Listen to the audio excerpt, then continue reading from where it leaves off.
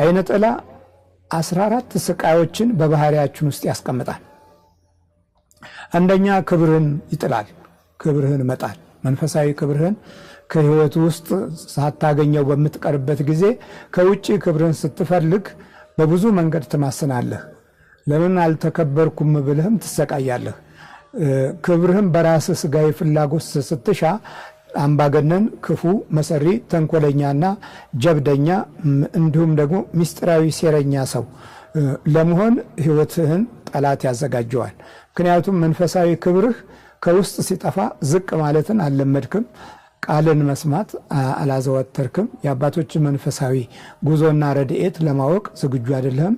ያን እንደ እውቀት ነው የምታየው እንጂ በውስጥ ህይወት ውስጥ በመታዘዝ መንፈስ ለመመራት አቅም የለህም። ስለዚህ መጀመሪያ ክብርህን ይጥላል። ያ ክብርህ መንፈሳዊ ክብር ነው። መንፈሳዊ ክብር ደግሞ በጸሎት በአምልኮት የሚያድግና እግዚአብሔርን ቃል በመስማት ሁል ጊዜ ህይወትን የሚያድስ መንፈሳዊ ጸጋ ነው። መንፈሳዊ